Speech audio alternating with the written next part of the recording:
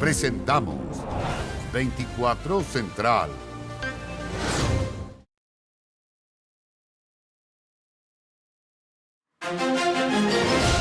Miércoles 14 de febrero, ¿cómo están ustedes? Bienvenidos, bienvenidas a 24 Central. Comenzamos las noticias. Pintaron un vehículo robado de negro y amarillo para simular un taxi. Así tomaban pasajeros, los secuestraban y robaban sus tarjetas bancarias. Uno de los detenidos es sobrino de un delincuente que ya fue capturado por el mismo delito bajo esta modalidad. A simple vista, un taxi normal, un viaje seguro podría pensar cualquier pasajero, pero es tan solo un vehículo común, pintado de negro y amarillo en el techo. Así engañaban a sus víctimas. Según la Policía de Investigaciones, actuaban aquí, en la ciudad empresarial de Huechuraba. Esperaban afuera de centros de eventos para luego comenzar un viaje nocturno a un destino que no era decidido por los clientes. No pasaron ni 3 minutos y me aparece un segundo tipo que abre la puerta del auto atrás y me empieza a pegar. Me piden todas mis cosas, obviamente, que me roban todo. Valiente relato de Alexandra. Fue víctima de un violento asalto, pero también de agresión sexual. De hecho, la policía investiga el delito de robo con violación. Después me llevaron a un cerro donde me trataron prácticamente de violar. Bueno, claramente que abusaron de mí sexualmente. Andando en la carretera me siguieron pidiendo mis claves del celular, me siguieron amenazándome con que me iban a matar, los dos eran chilenos. Luego de meses de indagatoria, la PDI detuvo en Quilicura a un hombre y una mujer, ambos de 20 años. Atacaban de madrugada, pertenecerían a una banda dedicada a esta particular modalidad. Después de haber cometido este delito tan grave, que es un delito de robo con violación, y luego de haber abandonado a la víctima, este sujeto concurre al mismo lugar desde donde abordó a la víctima para abordar a otros pasajeros y esta vez hacer una carrera normal.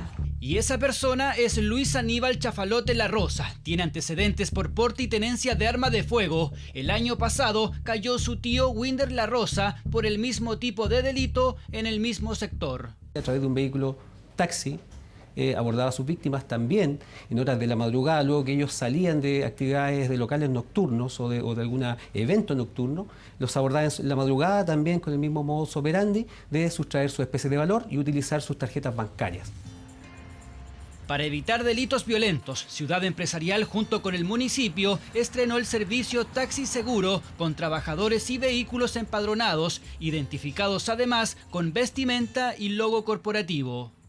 Medida que busca hacer frente a ladrones y delincuentes sexuales que utilizan automóviles como estos que aparentan ser formales bajo la oscuridad de la noche. Se trataba de un vehículo, un automóvil sedán, con características por color de un vehículo de alquiler tipo taxi. Se trataba de un vehículo con encargo por robo, que utilizaba placas patentes de un vehículo taxi, pero en realidad no lo era. Un vehículo taxi reglamentario debe tener sus placas patentes impresas, pintadas o grabadas en sus puertas y en su techo. Chafalote La Rosa está imputado por robo con secuestro y robo con violación. Es quien manejaba el falso taxi según el Ministerio Público. De acuerdo a los investigadores, aprendió la modalidad de su tío. Eso está claro. Él incluso manifiesta que esta técnica delictual la había aprendido de un familiar. Pero ahora Luis Aníbal Chafalote La Rosa seguirá el mismo destino de su tío, el estar en la cárcel, porque el tribunal acogió la prisión preventiva gracias a la evidencia y el admirable relato de las víctimas, ambas mujeres. El gobierno aclaró que no existe una glosa presupuestaria aprobada para la compra de los 22 autos de lujo que serían destinados a los ministros de la Corte Suprema. El debate sobre si era necesario adquirir modelos de alta gama no se detiene, más si los automóviles de otras autoridades están muy lejos de ese lujo y de ese precio. El Lexus ES300H acelera de 0 a 100 km por hora en menos de 9 segundos. Un vehículo tan rápido como avanzó la polémica por la compra de 22 de estos modelos para los magistrados de la Corte Suprema. La verdad que es un gasto desproporcionado para lo que necesitan las autoridades para movilizarse para hacer su trabajo. Obviamente necesitan movilización, pero no necesitan lujo. Cada auto tiene un valor cercano a los 57 millones de pesos. El pasado 2 de febrero, el Pleno del Máximo Tribunal autorizó la millonaria compra, 1.200 millones de pesos para renovar la flota. Desde el Poder Judicial explicaron que los recursos fiscales que el Ministerio de Hacienda ha dispuesto para este fin aún no se han ejecutado, pero el gobierno tajantemente aclaró la situación. Yo quisiera decir, aquí no hay ninguna polémica, esa compra no está avisada. No está avisada, no es un tema de polémica. Objetivamente no está avisada, esa glosa no está activada en este momento. La Corporación Administrativa del Poder Judicial analizó 64 marcas para realizar la compra y finalmente optaron por el lujoso Lexus, ya que los Toyota Camry, el modelo que utilizan los magistrados desde 2014, están descontinuados en nuestro país. No existe formulación presupuestaria para ese ítem. Sin embargo, el Poder Judicial es autónomo en la ejecución de su presupuesto y, por ende, si ellos consideran que tienen los recursos disponibles, eventualmente podrían realizar esa compra. La polémica ya está instalada. ¿Es necesario autos de alta gama? ¿En qué vehículos se mueven otras autoridades del Estado? El presidente Gabriel Boric usualmente se desplaza en un Chevrolet Tahoe Z71, camioneta con capacidad para 7 pasajeros que fue adquirida por Carabineros en 2021. En el mercado tiene un valor cercano a los 66 millones de pesos, pero en su elección se analizan otros factores, como el que cumpla con todas las medidas de seguridad exigidas por la escolta presidencial. El vehículo es la excepción en el Poder Ejecutivo. La ministra Carolina Toá se transporta en un Toyota RAV4 de 22 millones de pesos y un Hyundai Acera de 2019. Camila Vallejo utiliza según disponibilidad los vehículos asignados a su cartera, entre los que se encuentran 2 Hyundai Acera de 2012 y 2016 y un Hyundai Santa Fe de 2014 que se puede encontrar por 15 millones. Autos con casi una década de funcionamiento, situación que se repite en otros ministerios. Quizás hacer un contraste, yo en mi caso tengo un vehículo del 2015 con 260.000 kilómetros recorridos y todavía funciona bien. Salvo el vehículo presidencial, todas estas autoridades usan autos considerablemente más económicos que los Lexus pretendidos por la Corte Suprema. Pero lo que estamos viendo es que se eligen autos de alta gama a dedo y creo que todavía no han habido la respuesta de parte del Poder Judicial de por qué, cuál es la justificación para la adquisición de esos vehículos. En el caso del Poder Legislativo, a los parlamentarios no se les compra autos. Ellos pueden arrendarlos con cargo a su asignación con un tope establecido. Si quisieran uno de alta gama, la diferencia debe ser costeada de su propio bolsillo. El presidente Gabriel Boric hizo un llamado a la austeridad de parte del Estado en medio de la entrega de 25 furgones a Gendarmería. Cada uno costó 10 millones menos que los Lexus. Todos quienes estamos involucrados en la tarea del resguardo de la seguridad pública puedan contar con los recursos necesarios para llevar adelante su misión de la mejor manera, de manera austera, pero segura. Más bien, austera y segura.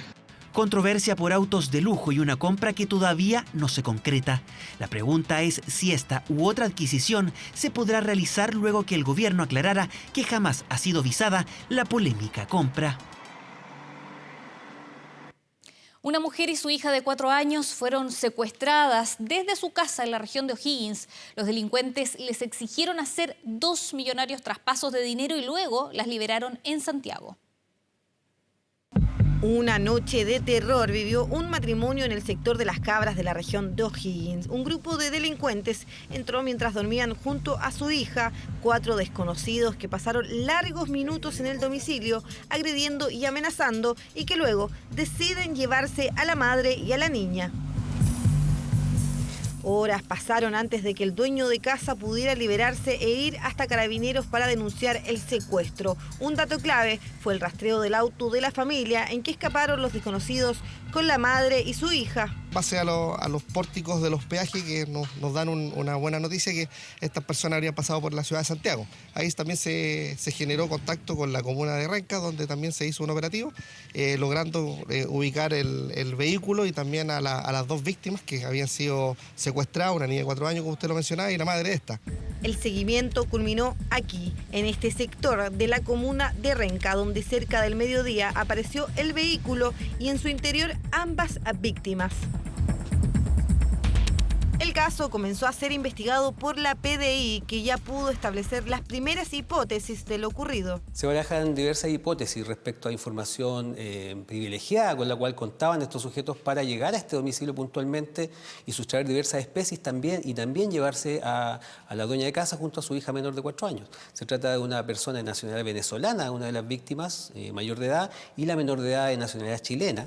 De acuerdo con los primeros antecedentes, los secuestradores pretendían obtener dinero de la mujer, que posee un emprendimiento particular. Ella al momento de ser secuestrada la llevan junto a su teléfono celular, su smartphone, donde la obligan, en el momento que la trasladan desde el domicilio en Las Cabras hasta Santiago, la obligan a hacer transferencias bancarias a alrededor de 2 cuentas en ese trayecto.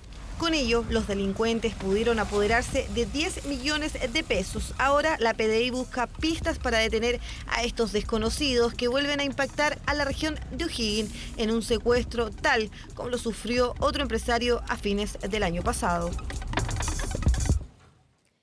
El exalcalde Raúl Torrealba abandonó la cárcel luego de estar casi 8 meses en prisión preventiva. Una nueva declaración realizada hace 2 días le permitió bajar la medida cautelar a arresto domiciliario total.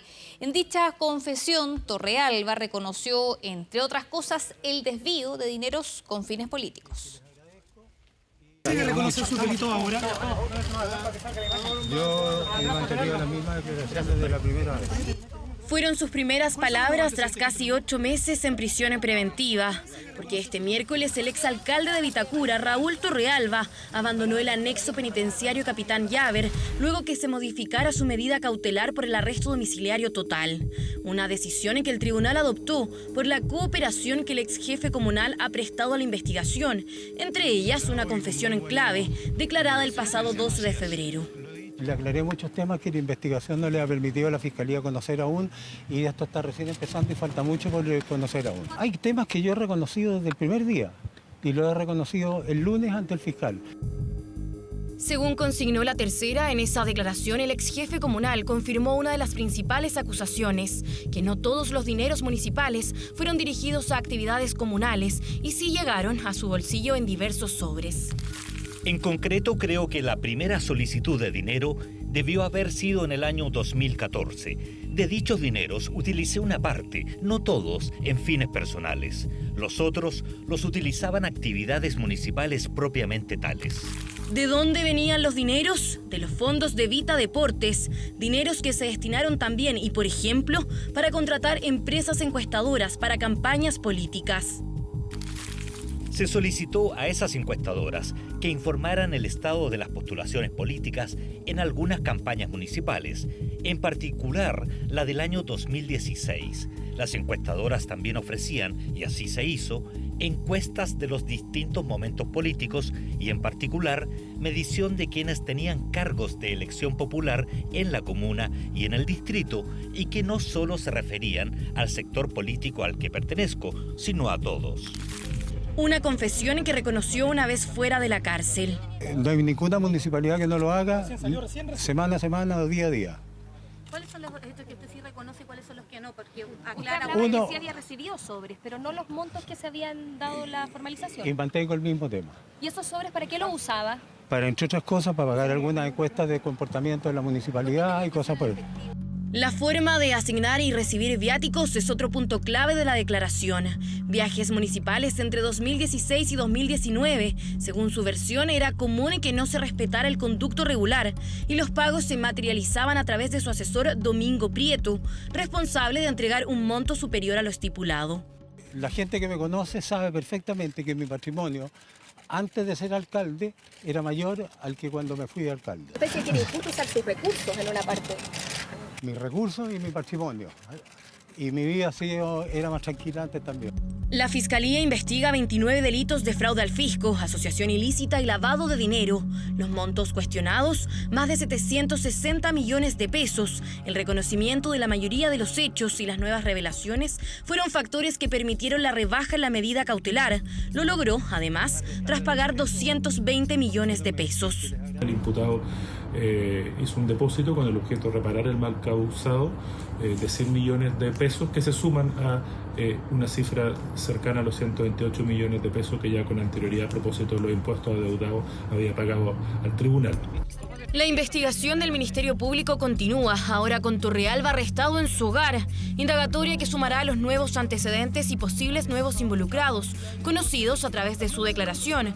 Nueva etapa en el escándalo que protagoniza el ex jefe comunal, que tiene prohibición de comunicarse con los querellantes.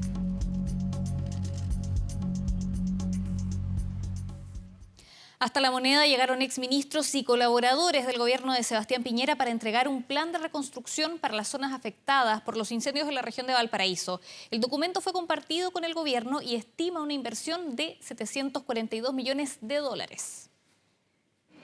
Así fue el arribo de exministros y colaboradores del expresidente Piñera a La Moneda. Importante cita que ocurre solo a días de la trágica muerte y luego que el propio exmandatario se comunicara con el gobierno para colaborar con las tareas de reconstrucción en la región de Valparaíso. Vamos a entregar un robusto plan y una estrategia de reconstrucción, con la mejor disposición a cumplir el último mandato del presidente Piñera. El encuentro reunió el ex equipo presidencial con la ministra de Desarrollo Social, Javiera Toro. El tiempo apremia y la idea es contribuir con las labores necesarias tras los incendios que golpearon a Viña del Mar y Quilpué. Conversamos con el expresidente Piñera, apenas el presidente Boric me confirmó en este cargo. Los exministros compartieron un texto de 45 páginas. La estrategia de reconstrucción es su título. 150 proyectos que permitirían la reconstrucción de 741 viviendas y la recuperación de 27 barrios que estaban en condición de campamentos. Son años de experiencia y que han sido puestos a disposición del actual gobierno para que pueda tomar esos insumos y ejecutar. La responsabilidad que tiene el gobierno es muy importante, el sentido de urgencia que tiene que hacerse es clave. Contener la emergencia, transformar campamentos históricos en nuevos barrios, manteniendo su ubicación actual, relocalizar a quienes vivían en zonas de riesgo y diversas obras de prevención son parte de esta propuesta, la que fue acompañada de un costo, 742 millones de dólares y un plazo de ejecución de 4 años.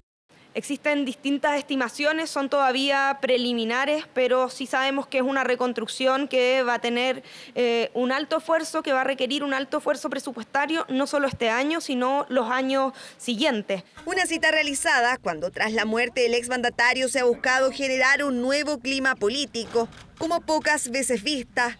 Ambas administraciones trabajando en conjunto, revisando un proyecto que también propone nuevas vialidades, 4 piscinas temperadas para los cerros, canchas de pasto sintético, iluminación, escaleras, plazas y parques. Además se proponen recomendaciones para reducir riesgos, específicamente el funcionamiento del sistema SAE, cuestionado en el incendio del pasado 2 de febrero. Sabemos que este va a ser un proceso del que nos vamos a poder hacer cargo como país, pero no va a ser fácil y por lo tanto nosotros en eso queremos enfrentar con honestidad a la ciudadanía y no prometer cosas que luego se conviertan en falsas expectativas. Fotografías satelitales de la NASA y el sistema Copérnicus permitieron el diagnóstico que dio vida a esta propuesta que fue entregada al gobierno, que se mantiene trabajando en aplicación de fichas FIBE, la remoción de escombros y la entrega de ayudas económicas a quienes se vieron afectados por estos incendios. Hoy tuvo lugar la primera reunión del Gabinete Proseguridad, la que encabezó el presidente Gabriel Boric. El control de armas es una de las principales tareas, pero para conocer más de esta instancia y de las acciones que se están adoptando para mejorar la respuesta en materia de seguridad, estamos con la ministra del Interior, Carolina Toá. Ministra, bienvenida a 24 Central. Buenas noches. Muchas gracias por la invitación. A ver, en primer lugar, ¿cuáles son las prioridades que se definieron después de esta reunión del Gabinete Proseguridad?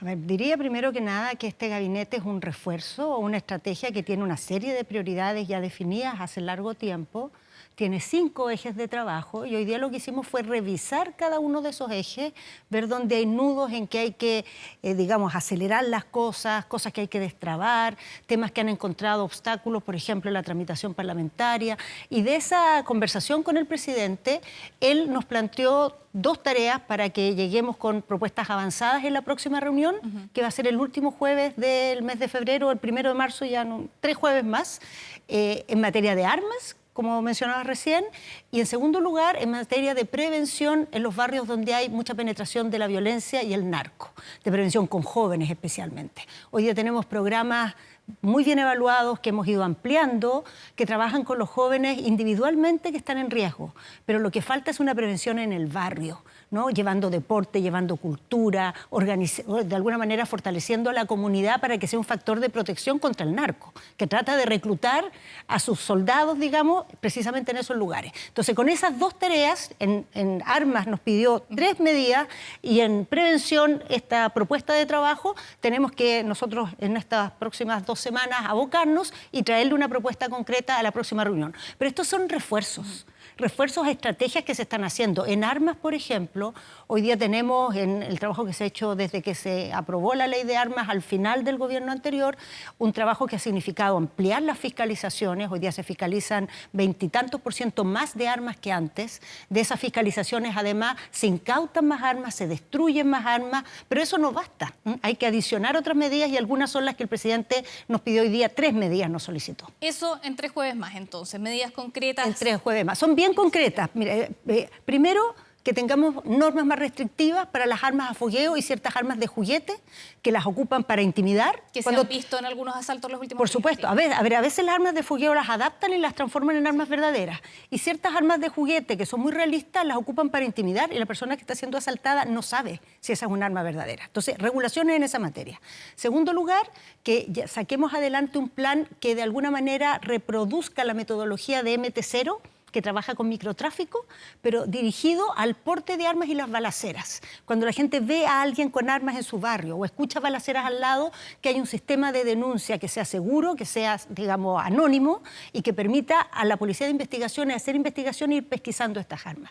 Y la tercera medida es que elaboremos un plan de acción para poner controles de armas en lugares de alta afluencia de público, portales como los que hay en el aeropuerto, que suenan si tú vas con un arma, por ejemplo, la entrada de los terminales de buses, ¿no? O lo que son los centros de intermodales del transporte público, de manera de tener realmente una decisión muy, digamos, a fondo de hacer un control de la proliferación de armas, que es uno de los grandes problemas que tenemos detrás del tipo de delitos que hoy la población sufre. Ministra, y sigamos en seguridad, pero lo que pasó en el COSENA el lunes pasado, donde hoy se revelaron las actas, y por ejemplo, en cuanto a las Fuerzas Armadas, lo que leíamos es que ellos, en cuanto a orden público, planteaban algunos temores o aprensiones. Por ejemplo, dicen que ellos no tienen la educación, entrenamiento y equipamiento adecuado justamente en temas de orden público, de interactuar con la población. ¿Ahí qué responde el gobierno? O sea, primero, nosotros hemos tenido en el pasado, antes de la reunión del COSENA, en muchas oportunidad de juntarnos, tanto con los comandantes en jefe y el Estado Mayor conjunto, como con las policías, a evaluar medidas que podemos tomar, por ejemplo, declaración de estado de excepción, de emergencia, digamos. Y hemos escuchado sus opiniones, ¿no? Las aprehensiones que hay, las dudas, las objeciones, las propuestas. En esa conversación que lleva mucho tiempo desarrollándose, cada vez que sale este tema al tapete público, lo evaluamos, nos sentamos a verlo, vemos alternativas, han ido saliendo ideas de cómo se podría generar una contribución de las Fuerzas Armadas en zonas urbanas, pero que no sea el estado de emergencia, respecto al cual hay varias aprehensiones que el acta del COSENA efectivamente revela. Y de ahí, de alguna manera, ha salido esta idea de ocupar el instrumento de infraestructura crítica, que tenemos que aprobarlo en el Parlamento, pero que permitiría un aporte de las Fuerzas Armadas con un formato distinto al estado de emergencia. Un poco similar a lo que se hace en la frontera en el norte, que ahí se habilitó una forma particular apropiada a las condiciones, las características que tiene el lugar y a las capacidades que tienen las Fuerzas Armadas también. ¿Y dónde podríamos ver, por ejemplo, a los militares protegiendo infraestructura crítica si se aprueba este proyecto? A ver, la posibilidad concretamente se refiere a los perímetros de lugares que son infraestructura crítica, pero que además tienen la característica de ser lugares donde para la población se juega mucho la percepción y la experiencia de la seguridad o de la inseguridad.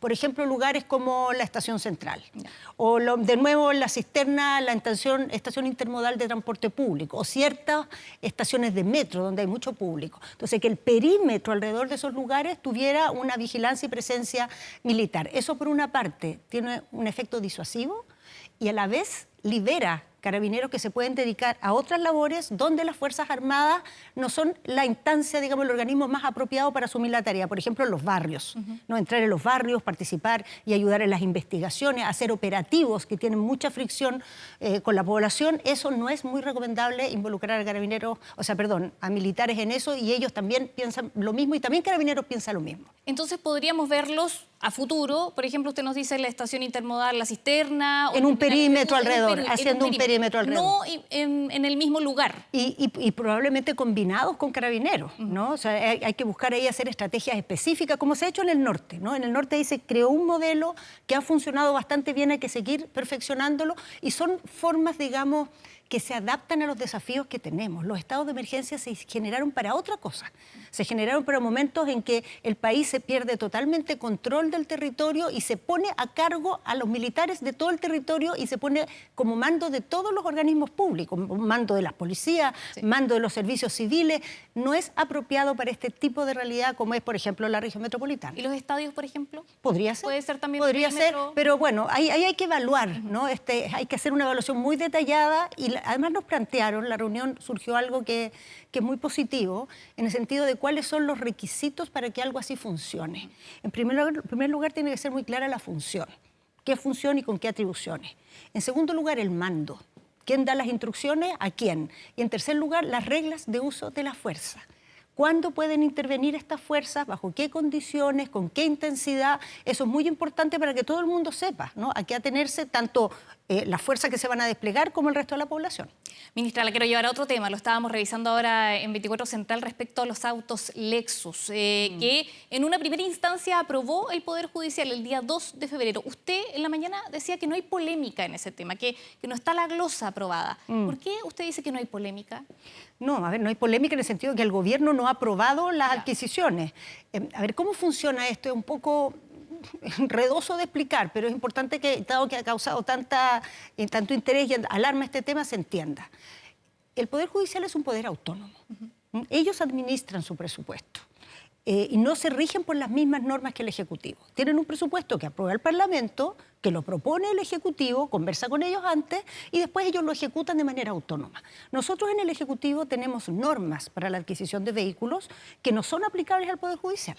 Esas normas, por ejemplo, dicen el tope máximo del precio que puede tener un vehículo, hablan de los años mínimos que debe tener un vehículo para ser renovado y además entra en una discusión que es muy visible porque año a año cuando se renuevan los presupuestos este tema le pone mucha atención al Parlamento.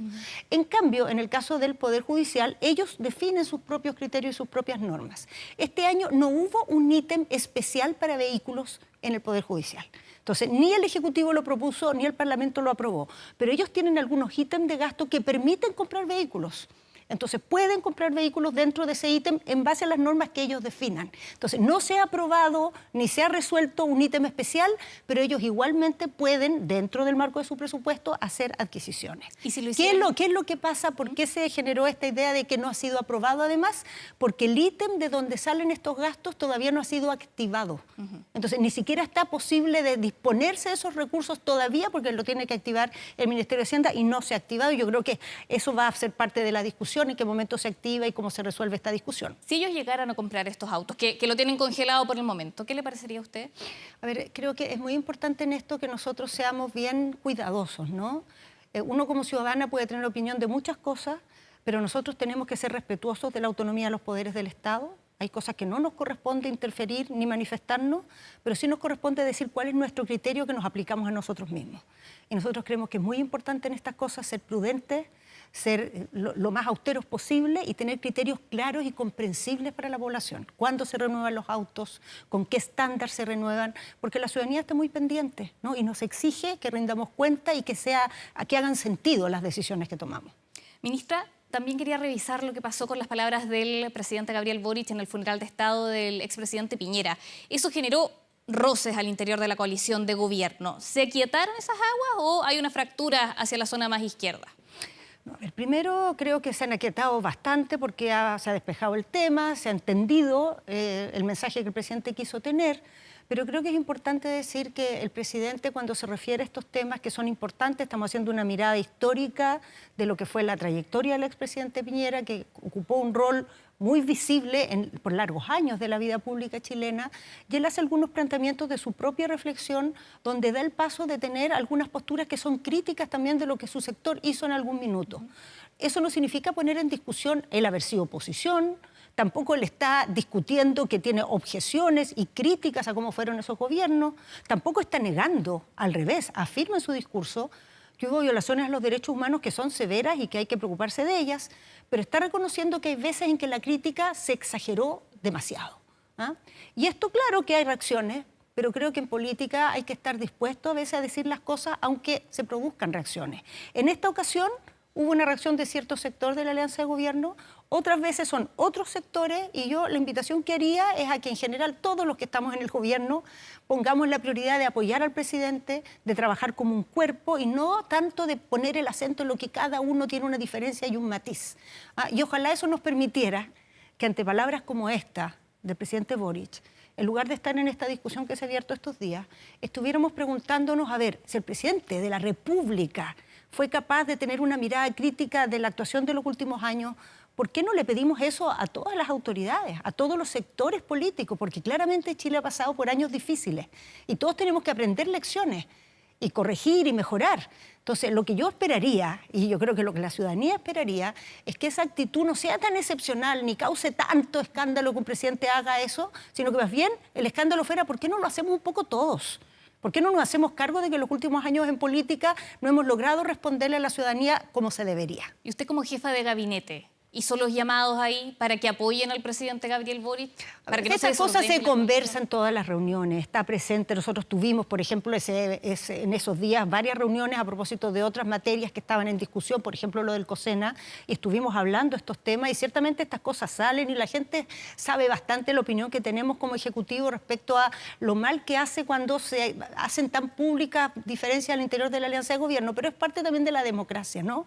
El que a veces las diferencias se manifiesten aunque uno no lo quiera, y yo creo que lo que es importante es que pase lo que pase en esa materia, el liderazgo sea firme, haya valentía, haya coraje, haya sinceridad, porque tiene hoy día la mayor responsabilidad que es el presidente Boric, y eso yo creo que es algo que hay que valorar enormemente, y a mí al menos me enorgullece mucho verlo en esa actitud. Ministra, sobre las pensiones de gracia, que también ha sido un tema que ha acompañado al gobierno por varias semanas. Usted la semana pasada había anunciado que se revocaban 27 pensiones de gracia. ¿Eso ya se ejecutó? ¿Ya es una realidad? ¿Qué pasa con eso? No, todavía no es una realidad, porque esto tiene un proceso. O sea, primero, un proceso largo para atrás. Antes de llegar a las 27, la comisión, que es la encargada de hacer este proceso, revisó todos los casos y le pasó al presidente de la República carpetas con todos los antecedentes para que él definiera. Él definió. Ahora, después de eso, se tienen que formular para cada caso un decreto que ya se formuló, lo tiene que visar el Ministerio de Secretaría General de la Presidencia, esa visación está concluyendo ahora, ahí vuelven a Interior y se van a la Contraloría. La Contraloría tiene que tomar razón. Ese proceso nosotros no sabemos cuánto demora, porque es una definición de la Contraloría, pero uno podría calcular 3, 4 semanas, y ahí van a empezar las notificaciones a las personas cuya pensión se dejó sin efecto, y bueno, de ahí en adelante se dejan de pagar. ¿Y eso se va a dar a conocer públicamente a la ciudadanía? ¿Quiénes son esas personas a las cuales se les revocan las pensiones? Tema delicado ese, porque cuando se dejan sin efecto las pensiones de gracia, se dejan sin efecto producto de antecedentes penales que son reservados. O sea, de hecho, el Ejecutivo, para conocerlos, tuvo que hacer una solicitud especial, argumentar para que los queríamos, y solo así nos los entregaron. Entonces, nosotros no podemos dar a conocer esos antecedentes y tampoco esos nombres detrás de los cuales hay antecedentes que, aunque no demos a conocer, se supone que existen porque por algo se les retiró la pensión de gracia. Entonces, probablemente lo que va a pasar es que va a haber solicitudes de información y va a tener que pronunciarse alguna instancia diciendo si podemos, debemos o no entregar los nombres, y nosotros, en la medida que los organismos a cargo nos dicen es legal entregarlos y usted no está vulnerando la ley de datos personales, por supuesto lo vamos a hacer. Y lo último, ¿nos vamos a quedar en 27 pensiones de gracia revocadas o van a haber más? A ver, pensiones de gracia revocadas por antecedentes penales del estallido social, 27. Pero lo que sucede es que el presidente nos ha pedido que examinemos las demás pensiones de gracia que no son del estallido, porque todas las pensiones de gracia que se han entregado en Chile por años de años se han entregado sin tener a la vista los antecedentes penales, porque así era la ley y así era el proceso que las regulaba, no se consideraban los antecedentes penales. Ahora que ha surgido esta discusión en el país y que ha quedado en claro que la opinión pública piensa que las autoridades deben por lo menos mirar los antecedentes antes de tomar esta decisión, es necesario revisar todo lo que se ha hecho hacia atrás. Son 18.000 pensiones de gracia. Las del estallido son 418, si no me equivoco, y miren el trabajo que fue hacer este proceso. Entonces tenemos que hacer ahora ese examen de las otras pensiones de gracia, que son casos de personas que son ligadas al sector portuario, personas que son ligadas al sector del carbón, son casos sociales, y ver caso a caso, en su mérito, si corresponde en algún caso, revisar. Entonces tenemos pega para rato en esto. Nos quedamos atentos ahí si hay novedades. Ministra del Interior, Carolina Toá, muchas gracias por venir aquí a 24 Central. Gracias a ustedes. Muy buenas noches. Bien, vamos a otras noticias. A casi 2 semanas de los voraces incendios que afectaron a la región de Valparaíso, hay personas gravemente heridas que luchan por recuperarse de las quemaduras que sufrieron. Las historias de algunas de ellas y sus batallas por salir adelante las vemos en la siguiente nota. Ella es muy alegre. Esto es del año nuevo de ahora. Ella siempre pasaba el año nuevo con mi mamá. Una persona alegre que jamás le hizo daño a nadie, solidaria. Entonces, obviamente como familia estamos devastados. Es el duro pesar de Tamara Acevedo y su familia. Su tía Auda Araya, de 66 años, es parte de las personas que quedaron heridas producto de los incendios que afectaron a la región de Valparaíso. El día viernes comienzan los incendios a las 2 de la tarde. A las 6 de la tarde ya se pierde comunicación con mi tía y creo que a las 8 de la noche sabemos que ella evacuó y ya a las 12 de la noche nos enteramos que mi tía estaba en estado crítico, entubada en el Hospital Naval con el 47% de su cuerpo quemado. Como Auda, varios heridos quedaron en estado crítico. Desde la región de Valparaíso los trasladaron a Santiago para ser atendidos en la clínica Indisa, donde están recibiendo atención especial para cada caso, considerando que no solo la piel se vio afectada por el fuego y el humo. El daño lamentablemente no es solamente local. El cuerpo reacciona con una respuesta de inflamación generalizada en las quemaduras que afectan sobre todo extensiones mayores del 20%. En donde se afectan también los sistemas cardiovascular, respiratorio, renal, etc. Mi tía va a tener una recuperación súper lenta y vamos a tener que estar todos ahí moral y económicamente con ella, pero eso no importa. Lo importante para Tamara y su familia, así como para las familias de los demás afectados, es que sus seres queridos se recuperen de la mejor forma posible. Es lo que también espera Sergio Zúñiga, cuya sobrina Marcela Vergara Zúñiga forma parte del grupo que fue trasladado a la capital. Llega al SAMU de Concón y ahí le hacen las primeras atenciones a mi sobrina y le dicen que está con un 36% de quemado y que ellos ven muy pocas posibilidades de poderla ayudar. Hace solo 3 años que Sergio se reencontró con su sobrina y desde entonces comparten cumpleaños y otras festividades. Hija de una hermana fallecida hace mucho tiempo, solo tiene palabras de cariño para Marcela. Es una persona muy calmada, muy simpática, tiene una cantidad de amigas, se hizo amiga de todas de mis hijos y de todos los hijos de las hermanas y hermanos. Y es muy simpática y todos la quieren mucho. Tanto Tamara como Sergio tienen dudas sobre cómo funcionó el sistema de alerta y evacuación en los sectores donde vivían sus familiares heridos. Sin embargo, por ahora solo les interesa que Auda y Marcela puedan sanar sus heridas físicas, porque según especialistas, el trabajo emocional es la parte que hay que tratar al salir del hospital.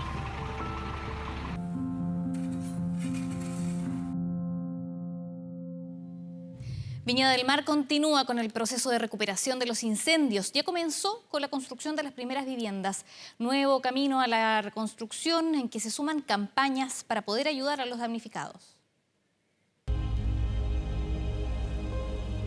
Las llamas arrasaban con todo lo alto de Viña del Mar.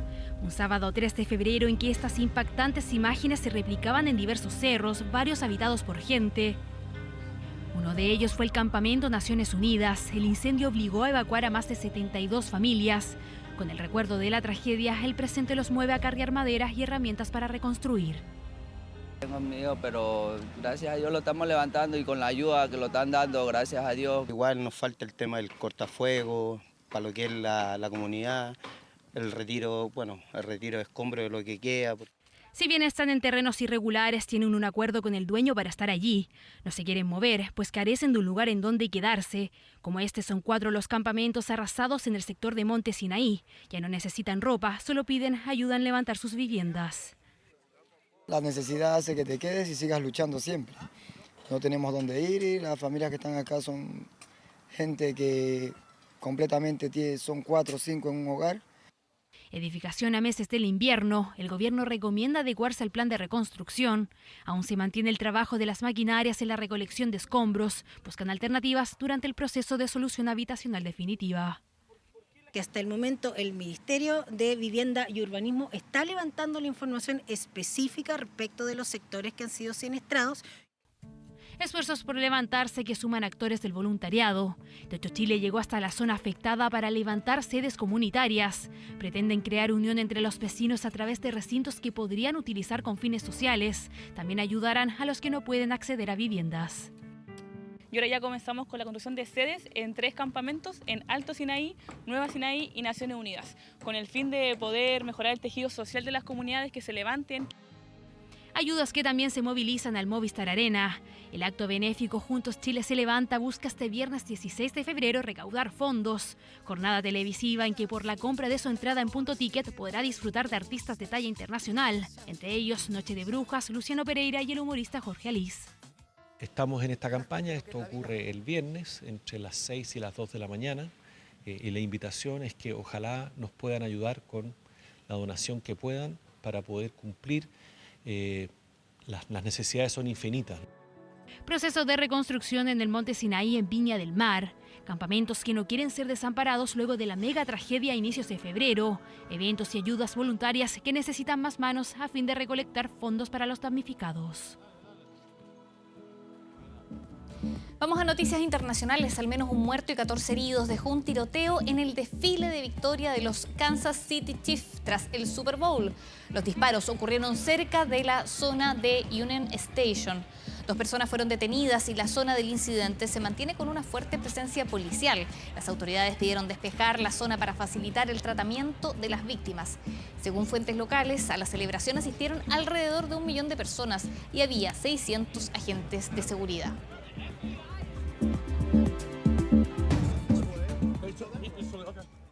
El ejército de Israel atacó el principal hospital al sur de la Franja de Gaza mientras continúan las presiones de la comunidad internacional para evitar una incursión terrestre a la ciudad de Rafah, donde se concentra la mayoría de los desplazados palestinos. Es el humo que sale del Hospital Nasser, el más grande al sur de la Franja de Gaza y que se ha convertido en blanco de ataques del ejército de Israel.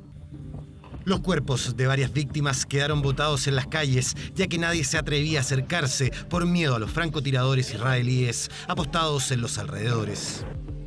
Un miedo que se incrementa entre los civiles cuando observan los drones de las fuerzas israelíes sobrevolando el lugar en donde se dio la orden de desalojo para los más de 10.000 desplazados que se resguardaban en el Hospital Nasser. La situación es muy dura, todo el mundo tiene miedo. Aquí nos estamos muriendo todos y a nadie le importa. Seguían diciendo que es seguro el hospital, pero ya no lo es. Aumentará la carga sobre un sistema de salud completamente sobrecargado e insuficientemente capacitado, que está de rodillas y empujará al sistema de salud al borde del colapso. Los combates hoy se centran en la ciudad de Khan Yunis, antiguo bastión de Hamas, donde el ejército de Israel captó también a uno de sus máximos líderes, Yahya Sinwar, a quien el Estado israelí lo ha tildado de hombre muerto andante. Apareció escapando junto a su familia por los túneles de la ciudad. Mientras el pueblo de Gaza sufre en la superficie, Sinwar se esconde en túneles subterráneos, debajo de ellos, corriendo como el cobarde que es.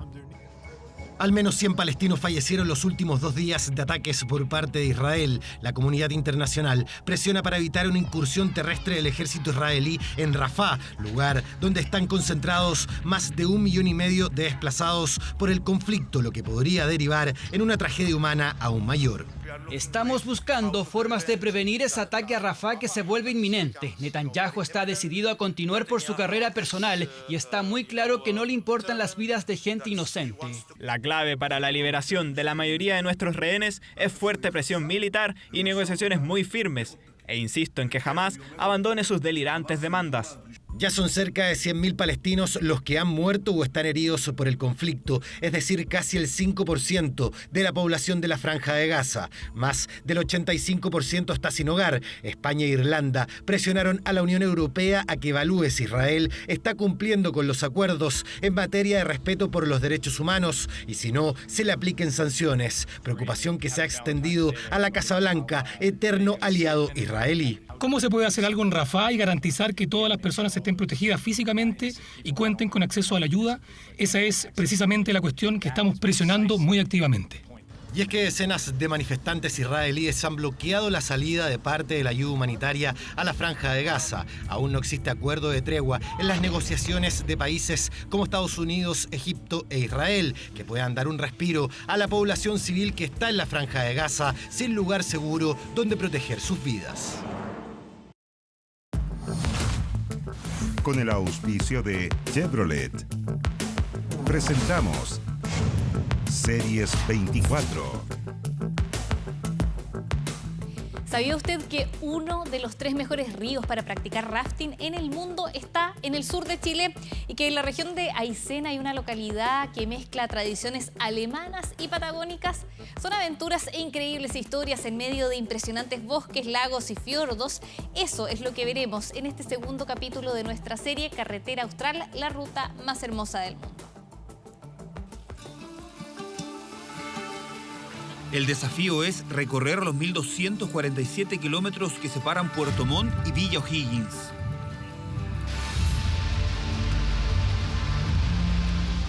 La carretera austral, un camino firme pero irregular que cruza fiordos, glaciares, ríos y lagos, nos permitió conocer en el primer capítulo el oficio de la carpintería de Rivera en Gualeguay, la belleza del lago Cabrera y el vital cruce desde Horno Pirén a Chaitén.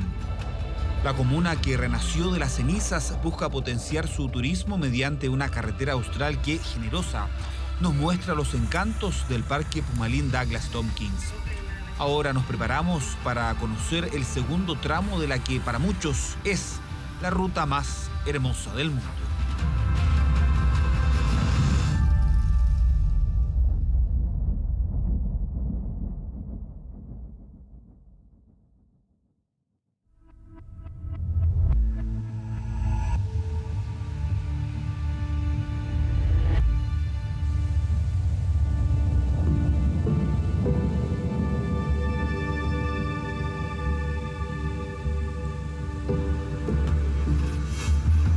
Escondida entre los imponentes brazos de la cordillera, Futaleufú es una comuna centenaria que se separa de la carretera austral, 151 kilómetros desde Chaitén. Sus despertares son apacibles, contrario a la constante energía que fluye de sus cuencas. ¡Vamos, fuerte adelante, fuerte adelante! ¡Fuerte adelante! ¡Piso, piso, piso! ¿Qué tal? ¿Cómo estás? ¿Todo bien? Bien, bien. Yo soy Pedro. ¿Ya? Voy a ir en la balsa contigo. Un poco los ríos que tienen agua turquesa, que tienen todo este paisaje verde alrededor, que tienen nieve y glaciares. Pasa mucho a veces que la gente no toma este desvío, porque la carretera austral pasa por Villa Santa Lucía, ¿cierto? Entonces hay gente que a veces no tiene la noción de que tenemos este lugar tan increíble acá y pasan de largo nomás. ¿Vamos? Vamos.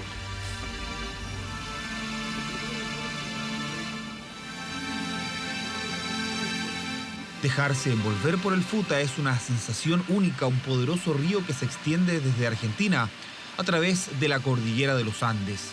Su caudal lo transforma en el que es considerado como el tercer mejor río del mundo para hacer rafting y kayak.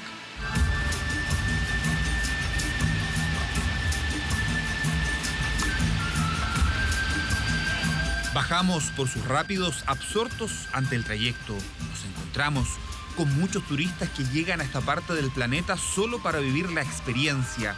Parada obligada para los mejores exponentes de los deportes de aguas bravas. Carole. François. Jean-Michel. Ya, ¿qué les parece? ¿Por qué llegaron y por qué eligieron el río Futaleufú y también hacer rafting acá en esta zona? Es la segunda vez que venimos acá. Vinimos ya una vez el año pasado, lo pasamos increíble. No sé, el lugar, las montañas, todo el paisaje. No, el agua súper rica, lo pasamos genial, entonces quisimos hacerlo de nuevo con mi papá.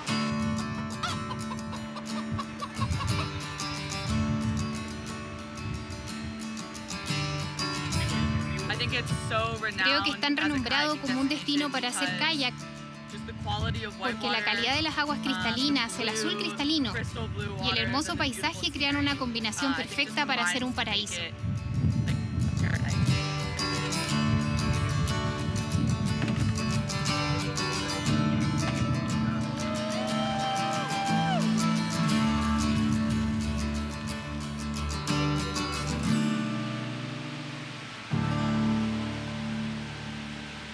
El río nos ha dado mucho, no solamente a nosotros los empresarios turísticos, sino yo creo que a todos, en realidad, a todos los sectores económicos. Es una cadena que alimenta a todos, ¿no? Negocios pequeños, el mecánico, restaurantes, bueno, los hoteles, por supuesto.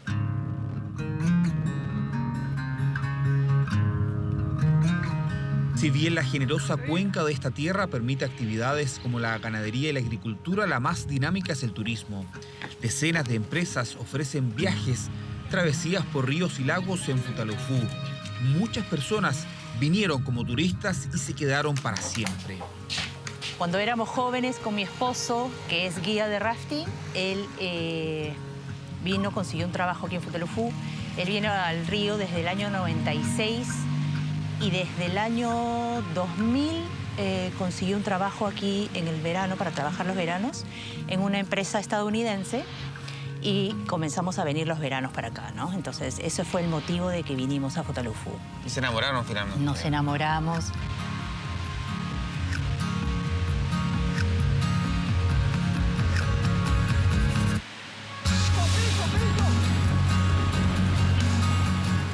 Futaleufú significa en mapudungún Río Grandes, tierra de puentes que cruzan todos sus cauces.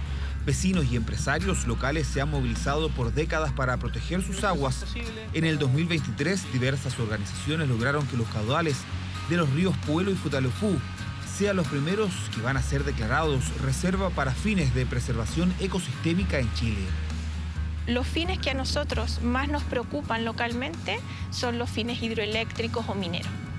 Entonces, podríamos evitar, en el fondo, que grandes empresas pudieran venir a instalarse con megaproyectos mineros o hidroeléctricos, porque parte importante de ese caudal estaría reservado.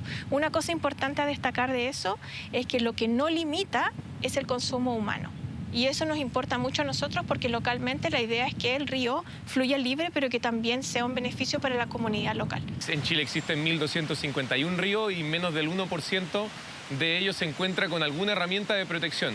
Entonces, cuando ríos como el Báquer, el Pascua, el Puelo, el Futa se encuentran con la oportunidad donde proyectos hidroeléctricos desisten, como el río San Pedro, por ejemplo, que está un poco más al norte, son también una oportunidad para que las comunidades estén tranquilas en torno al estilo de vida que quieren desarrollar. Y en ese sentido, avanzar en herramientas de protección hacia estos ríos también significa una forma de mostrarle al resto de Chile, pero también del mundo, de que podemos convivir con la naturaleza, podemos generar un desarrollo en torno a ella y también básicamente garantizar la tranquilidad de quienes habitamos en torno a los ríos.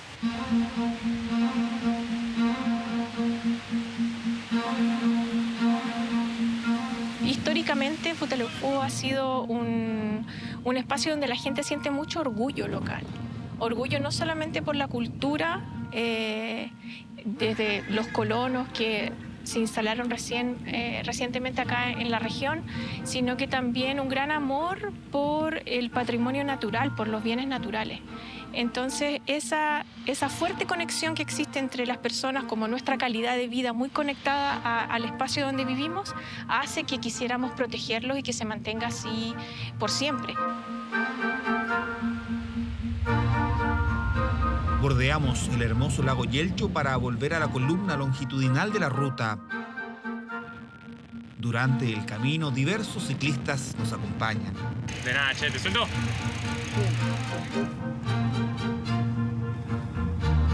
Dijimos, estábamos aburridos y vamos a la Patagonia. ¿Ya? Sí. ¿Te gusta la parte chilena de la Patagonia? Sí, es la primera vez que vengo a esta parte. ¿Ya? Y la verdad que nos encantó. Un poco áspera para la bici, pero viene bien por ahora. Traemos comida como para un par de días, por si nos agarra, no sé, se nos rompe la bici y estamos en el medio de la ruta solo. Y... ¿Una caña? Llevo, sí, una caña de pescar. Todavía no pesqué nada, pero me dijeron que se pesca bien acá. Hasta ahora en Chile pocos tramos así de ripio, después el asfalto muy lindo, la verdad. Chao, que estés bien.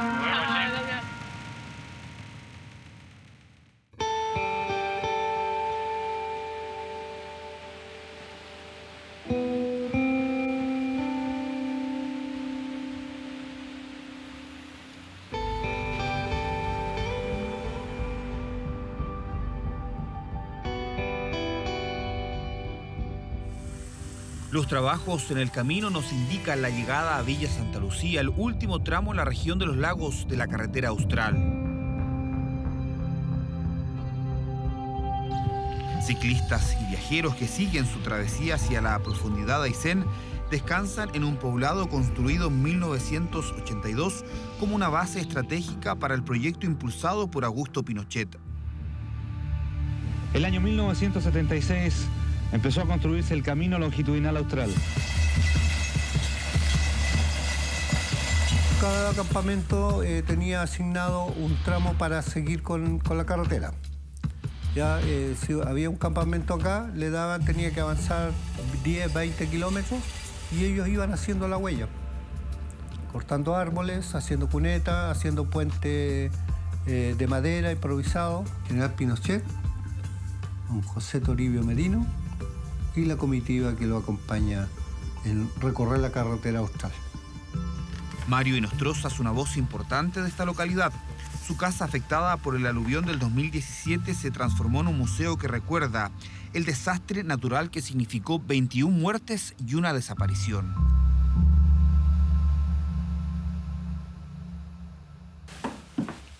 Vamos al museo entonces. Mira, se cierra la puerta. Llegó en los 80 como parte del Cuerpo Militar del Trabajo, que ayudó en la construcción de una de las obras públicas más importantes del siglo pasado. ¿Existía esa como emoción de saber que estaba haciendo patria? Es eso lo que lo mantiene. Era muy duro, muy difícil, pero te llega. Presidente Pinochet, acompañado de la primera dama de la Nación y autoridades que integran su comitiva oficial, procede ahora a cortar la tradicional cinta tricolor. Desde 1976 hasta el fin de la dictadura de Pinochet se crearon 1000 de los 1200 kilómetros longitudinales de la carretera austral que sigue en construcción. Un proyecto geopolítico y de soberanía donde trabajaron al menos 10.000 militares y entregó 3.000 empleos a civiles. Los militares trabajaron del lago Yelcho para el otro lado. Ahí trabajaron los militares, el cuerpo militar trabajó.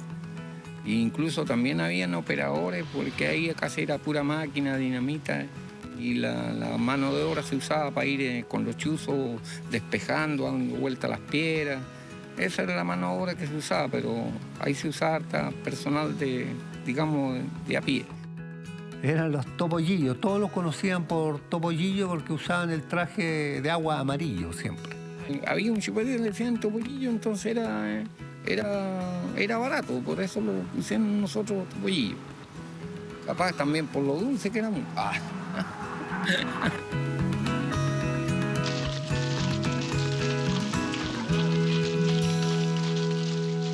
Y así que conocido. todos.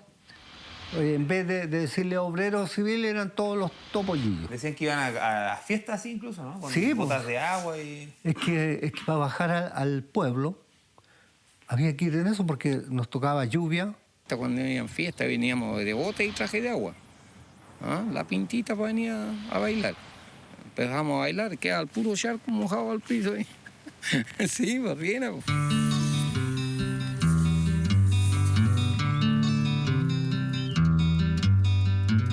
Kilómetros después de Villa Santa Lucía aparece la localidad de La Junta en la región de Aysén. En el año 2000 se erigió este monumento no oficial que lleva por nombre Carretera Austral Augusto Pinochet. A pesar de que se ha debatido la idea de retirar esta especie de homenaje al dictador, estos fierros verde olivo siguen intactos en el lugar.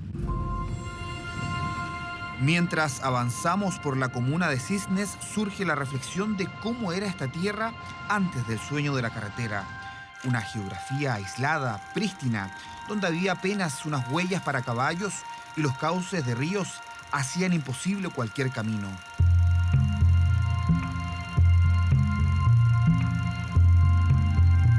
La gente se iba de a pie, de a caballo, en tractor. Y después y quedamos encerrados porque venía un barco. El barco se llovía más adentro que afuera. Era un lugar de mucho sufrimiento aquí. Augusto Grosse, un explorador alemán, registró estas imágenes tras internarse en los años 30 en la antigua Aysén, buscando caminos que serían el inicio de esta carretera. Su presencia y legado están vinculados a la siguiente parada de nuestro viaje.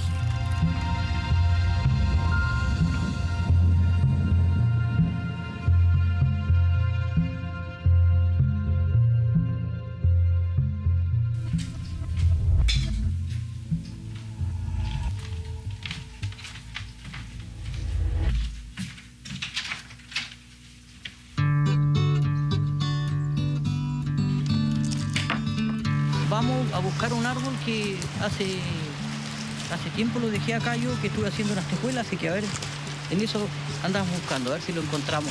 ¿Y de qué son? Canelos. Enrique es un tejuelero considerado tesoro vivo de Chile. Arma estas piezas que decoran casas con madera caída del bosque patagónico, no solo para proteger los árboles, sino porque la savia ya está seca. Estamos emparejándolo un poco, pero después al final, cuando uno ya saca la tejuela, se le da otro remate. Se suya. Claro, y tiene que tener un pulso para no cortarse. Porque imagínese, esta herramienta le pesca un dedo.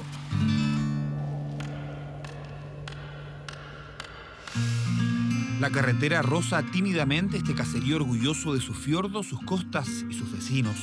Enrique pelea para que su oficio no desaparezca.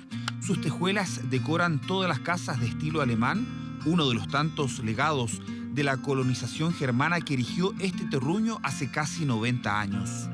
Dieron mucho trabajo, trajeron mucha gente, sobre todo la fábrica de alfombra, trabajaban con madera, con ganado. Así que no, mucho trabajo, mucha mano de obra dieron ellos acá en Puyuhuapi. Esas casas, lo que llaman casas Puyuhuapi ahora, no sé si las conocen, pero son unas casas que están hechas así para aprovechar muy bien el material que se hicieron después del terremoto del 60, que mi papá diseñó para aprovechar, como te digo, al máximo el espacio. Y esas casas hubo muchas en Puyuhuapi, pero ahora quedan como 2 o 3, ¿no?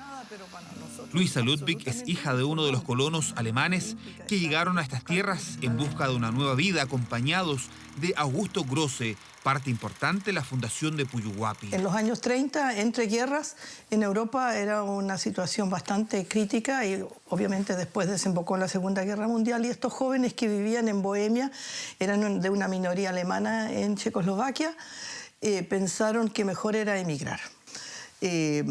Sí, después contrataron trabajadores temporeros de Chiloé, como todos los fundos de acá, siempre todos los chilotes trabajaban en verano y en invierno volvían a sus islas, y así con el tiempo se fue formando este pueblo. A usted que me preguntaba de dónde soy o de dónde vengo, con palabras muy sencillas le de contestar forastero, Soy de esta tierra del sur, sí señor, de monte adentro. Ya visto en la misma provincia, ya visto en el mismo suelo. Y no ando como usted piensa, medio extraviado. Los dulces también son parte de esa herencia alemana, cúgenes y tortas que se entregan en días como hoy, donde Puyuhuapi cumple 89 años. Los propios vecinos preparan estas tortas que luego reparten a todo el que quiera estar en la fiesta. Este territorio inmenso nos deja trenza. Llegué el año 60. ¿Ya? Sí. Y vinimos a trabajar a las alfombras. Ahí empezamos a trabajar en la fábrica de alfombras, porque aquí viví todos los años que yo viví. Es muy bueno y ahora hay tantos adelantos que la gente vive mucho mejor. Pero para mí es Puyuhuapi, mi Puyuhuapi, que nunca me olvido hasta cuando me vaya.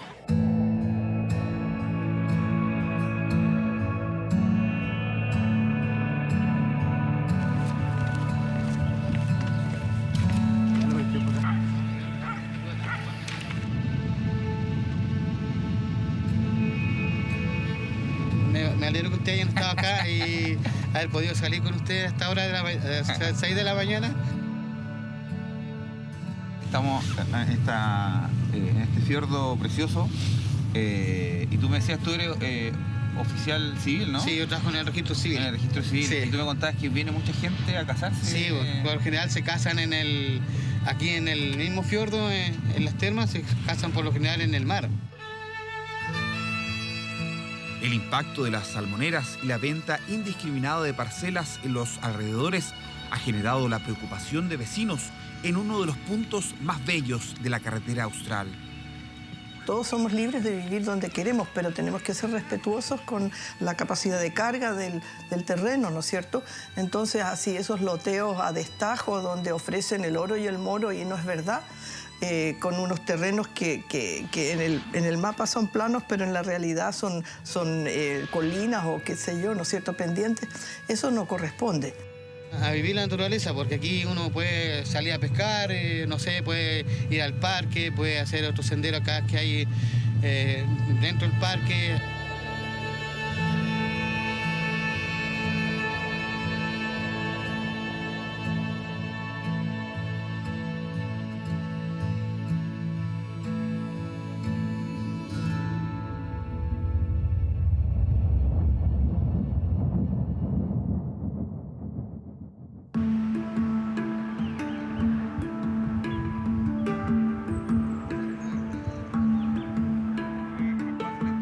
Dejamos atrás Puyuhuapi y en el camino contemplamos el ventisquero colgante, parte del Parque Nacional Queulat, que es el fin del tramo selvático de la carretera austral.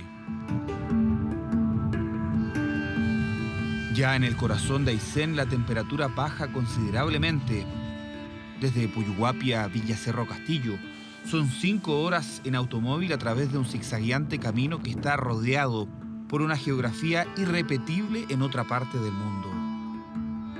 Las nubes que rodean al Cerro Castillo le dan una estampa aún más imponente a esta dentada montaña de 2.300 metros y principal interés turístico del Parque Nacional del mismo nombre. La carretera austral atraviesa 25 kilómetros esta reserva protegida de flora y fauna silvestre. De todas maneras más negativo que positivo por los accidentes, por el atropello de fauna, por las especies invasoras que nos dan, digamos, que llegan a través de la carretera.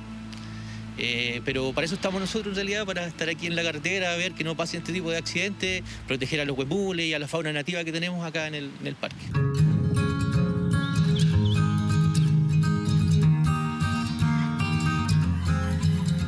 Don Albaño, ¿cómo está? Oiga, está helado. Ahí está, ¿cierto? ¿Qué vamos a hacer ahora? Vamos a echar las chivas hacia el cerro. Ya.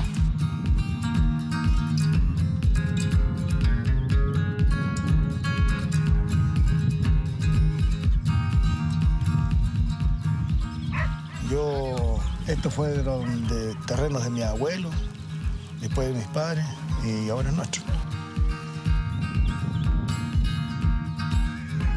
Mi perro que está ahí. Llámalo, a ver. Palenque, venga, venga aquí.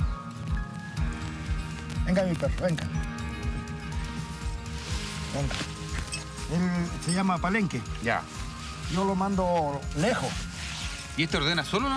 Sí, yo le hago una seña nomás, yo casi no le acostumbro gritar. Yo le hago una seña nomás y sale, pues, mire.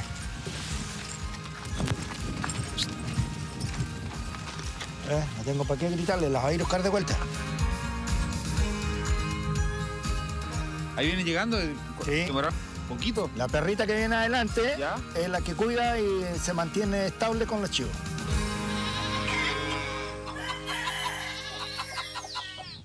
Albano es un gaucho patagón orgulloso de nacer en esta zona. De los 14.000 turistas que llegan al año a la denominada Pequeña Torres del Paine, muchos paran en su estancia para cabalgar por senderos hermosos junto a parte de su familia.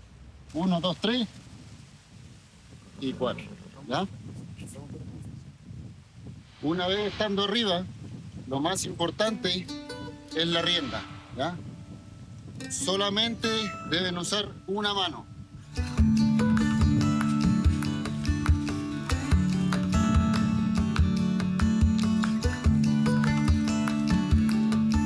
Impresionante, la verdad es que es un paisaje inigualable. Hay que venir aquí a recorrer a la Patagonia. Increíble, muy bonito todo.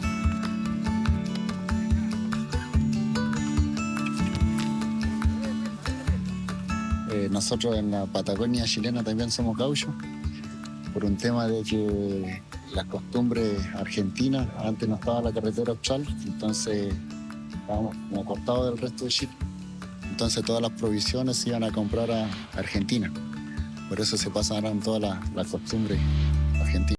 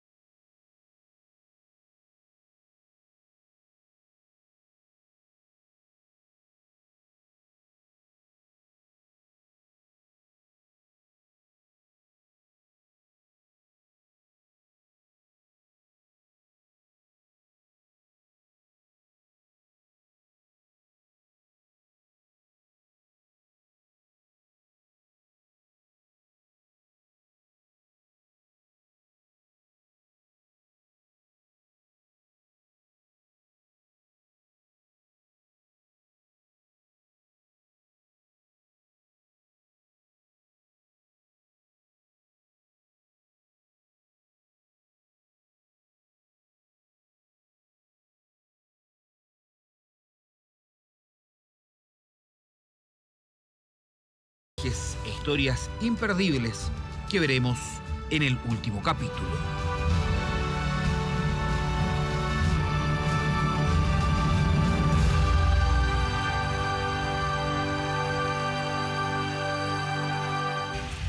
Prueba Chevrolet Silverado ZR2, con mayor potencia y equipamiento para tus aventuras, con cámara 360 y seguridad OnStar. Hasta Villa O'Higgins. Mañana en 24 Central veremos la tercera y última parte de nuestra serie Carretera Austral, la ruta más hermosa del mundo. Terminan las noticias, pero siga en TVN porque a continuación llega un nuevo capítulo de nuestra telenovela nocturna Yo Decido Amar. Que tengan muy buenas noches. Nos vemos mañana.